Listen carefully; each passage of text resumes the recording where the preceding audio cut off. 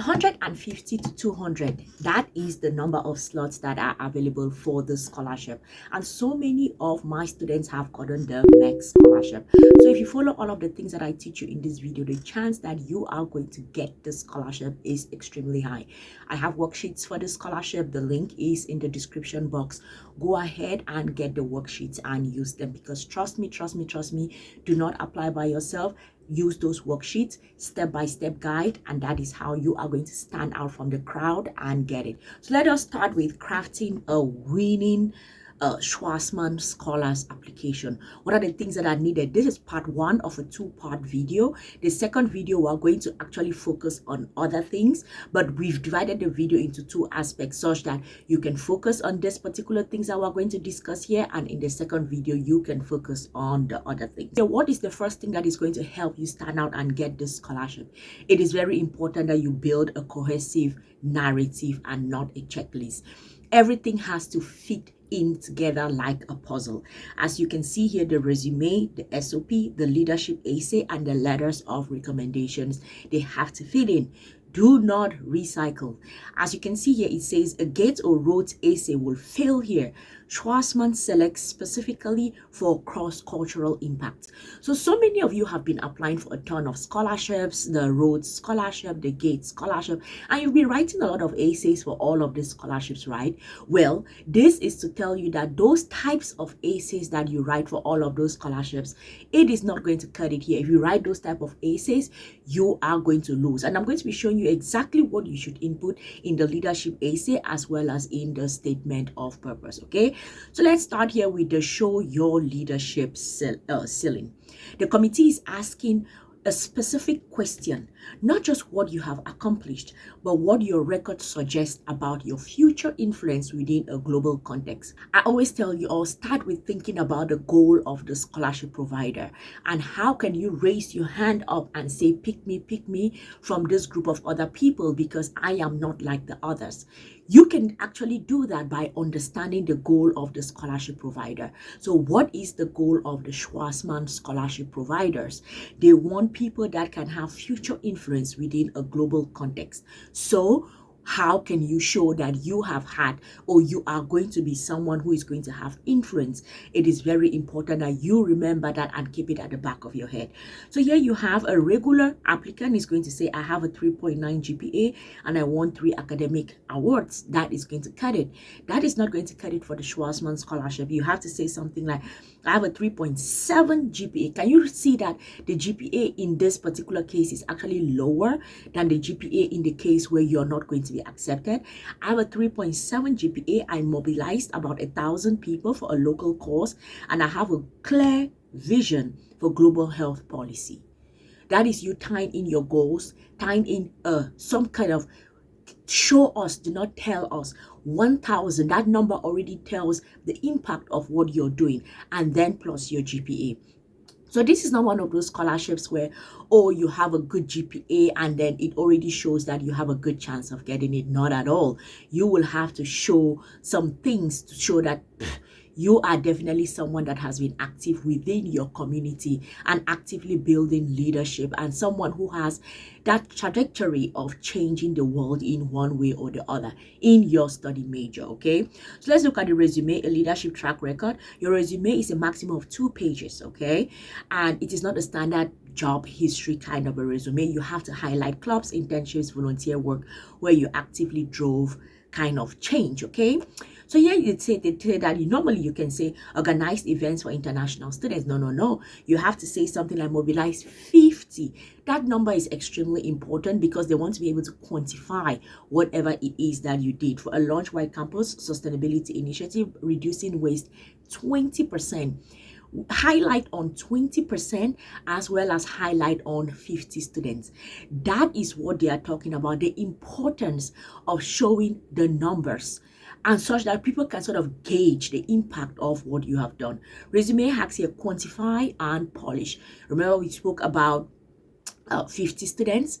Remember we spoke about 20%. That is what they are talking about when they tell you that you should quantify and polish. So you have strictly 2 pages, cut off the fluff, only include what builds your specific leadership case, quantify your impact, replace vague claims with hard numbers. We already said before, 50 students, 20% reduction in waste, 0 errors, proofread relentlessly. One successful applicant noted the sheer panic realizing that they may have written investment baking instead of investment banking. That is why you have to read your application over and over. That's why you have to start early enough. You have to start early enough such that you're not rushing with time, such that you're not sort of playing catch up. You are practically taking your time and going through the process step by step. So like all of these essays, you have to write it way ahead of time. So let's start with the first essay, which is where this is actually a 750 word essay. Focus on why over the what. The 750 word leadership essay, it must reveal your internal thought process. The trap is writing a chronological job description. The hack is telling one compelling story about why you stepped up and how you navigated the problem. And then they now break it down into what are the things that really matter when it comes to the leadership essay. So you see here the action, what you did, that is what is seen on the surface. But what they are looking for is they want you to explain the things that happened below the surface. The thought process that went into that particular action that you took. Empathy, values, why did you do it? They want to see how did you get to the point of doing that. And then spend over 70% of your word count here. That is very, very important. For example, if I were applying for this particular scholarship and I have to write a leadership essay, I can tell the essay, I can tell like the story of the time that I decided to raise funds for a cardiology orphanage in my country. The action is raising funds, and of course they said quantify, so I'm going to state exactly how much I raised and how much that impacted the children. I'm going to step it up. But in that leadership essays, they are asking for my thought process, empathy, and I'm going to start by telling them the story of the fact that I was born with a heart condition and I went through a ton of processes in order to get to a better place in my life. So when it comes to kids that have heart conditions, that have issues with their hearts, or that are in situations where they need help when it comes to the heart, that really pulls at my heartstrings, because that is something that I can see myself in this kid. So that is the thought process behind the action, and that is how you have to explain yours also. So now let's talk about frame the intangibles of leadership. You do not need to be on the Forbes 30 on the 30 list to win. The admissions committee values candidates whose leadership is values driven. Okay, small scale, deeply transformational leadership often wins over massive but superficial titles. So don't worry if you're not on some big list. So the things that they are looking for here is resilience, navigating conflict and failure. Mine was a health condition. That is navigating a particular, because that is very personal, that is navigating a very complex situation.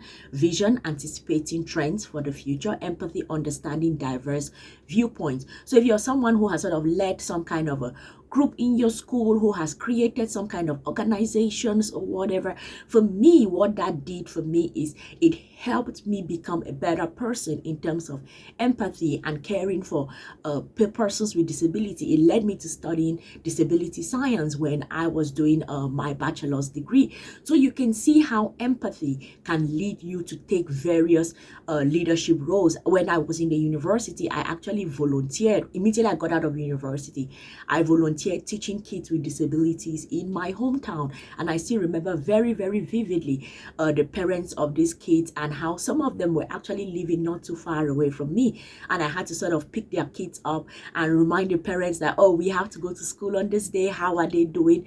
That is a sign of someone who did something, not necessarily because they were looking for validation or whatever, but there was a bit of leadership skills, empathy driven, guiding people. Those were the things that sort of moved me. So you have to sort of find a compelling story for you. So let's look at the statement of purpose. In this video, we are going to talk about this leadership essays, the statement of purpose, like all the essays. And then in the next video, we're going to talk about the interviews that you're going to go through. We're also going to talk about the recommendation letters and the strategy that you should use with that. So after watching this video, do not just vanish away and go and begin your application. Watch the video that I'm going to release release about this in about probably the upper week. Okay, so let's talk about statement of purpose, your global vision. In 500 words, you must define the specific social, cultural, or policy issue that motivates you. Don't be vague, be hyper specific about your leadership vision to drive positive global change. So here you have the broad ambition. For example, I want to change the world. That is the outermost layer.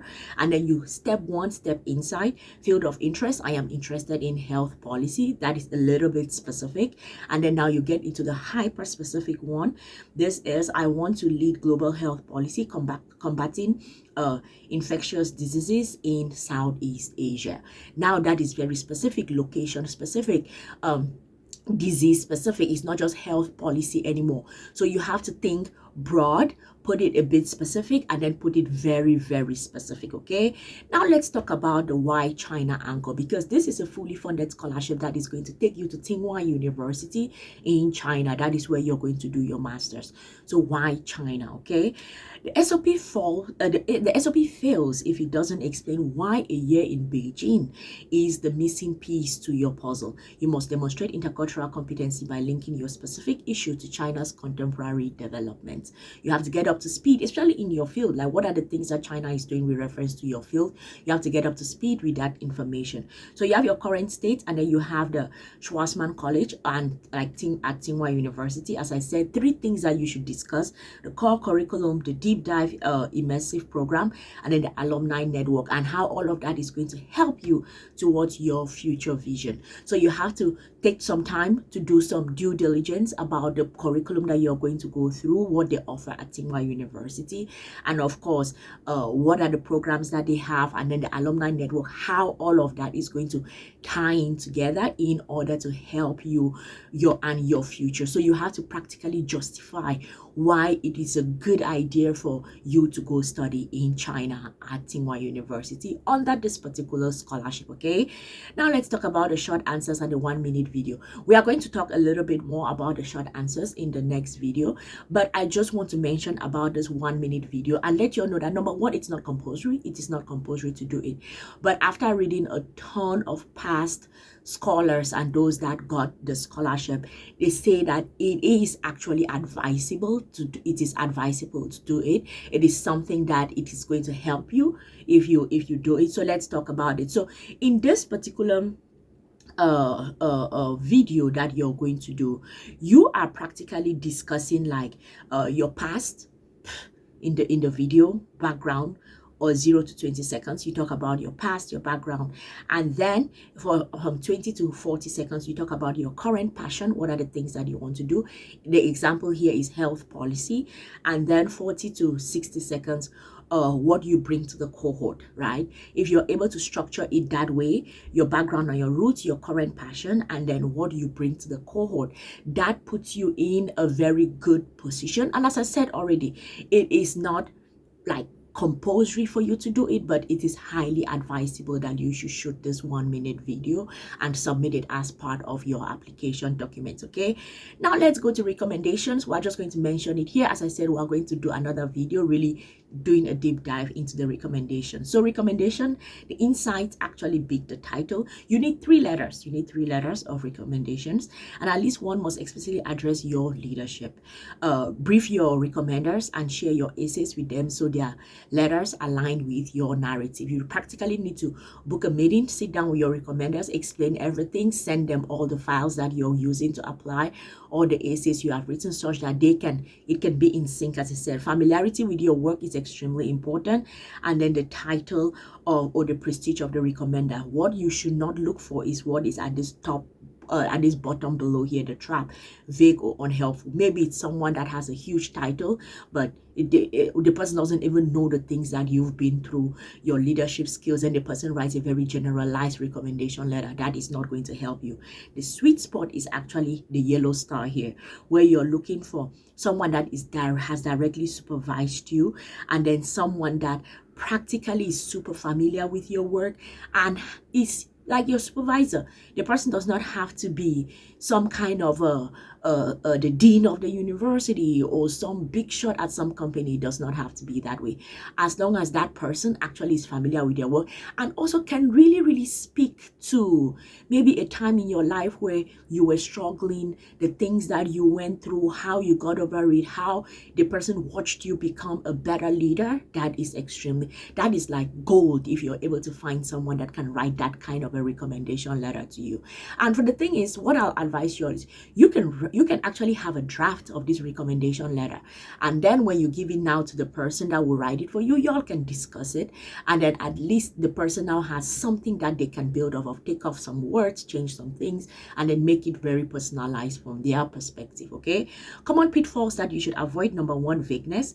Claiming you're a leader without providing specific concrete example. We said already, mobilized 50 students and then had 20% reduction in waste. Those numbers are very important. Academic only trap. No, that 3.95 GPA is not going to cut it. You have to have other things that you have done. Impact, community, leadership is very important. And then having all three recommenders say the exact generic thing about you. No. You actually have to be very sort of strategic in who is going to write about what, and who is going to speak to a specific thing about you that is your strength. Don't have all the three recommenders say the same thing. No, one should probably speak to your leadership skills, the other can speak to some struggle that you went through and how you overcame it and became a better person, and someone else can speak to your academic strength. That is a better combination than them just praising you for a specific thing and then ignoring the deadline. Oh, that is like, just don't do it. Like if you even realize that you are running against a deadline, just keep it for next year. Don't even try to sort of submit an application past the deadline. Okay, it's not going to work. So now you have the holistic application architecture. How should it look like? The Schwarzman Scholars in the middle. Your resume, it has to provide evidence of what you've done.